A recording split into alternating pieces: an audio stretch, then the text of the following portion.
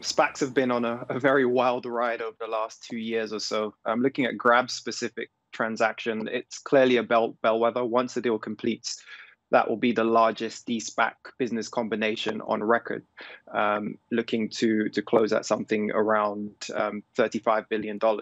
So clearly a significant transaction. In terms of SPACs as a whole, looking at pipeline for M&A across the region, there's a huge backlog. And if we're looking at Asia specifically, according to Dealogic, there's a long queue of SPACs out there looking to de-SPAC with around $250 billion hunting for targets. And if you just to look at that number alone, that's close to the GDP of Portugal. So there's a huge amount of capital out there looking for a home, and that capital is very time sensitive as well. So that is M&A which needs to happen, and which clearly will filter through to the equity markets as well. And I mean, do you think there's an opportunity here for Southeast Asia, for exchanges like Singapore itself, where we're sitting at the SGX, as the U.S. kind of enhances their scrutiny of SPACs?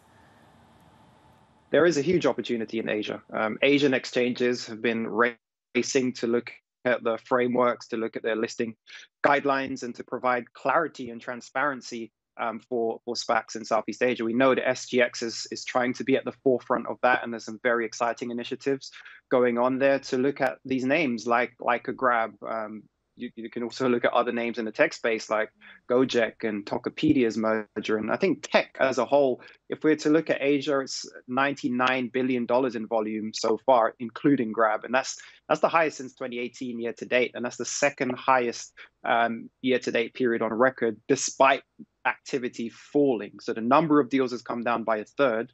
But despite that, the size of transactions is still keeping pace, and Grabs, Gojeks, Tokopedias, and other names which would perhaps consider SPAC as a vehicle are definitely adding to that trend.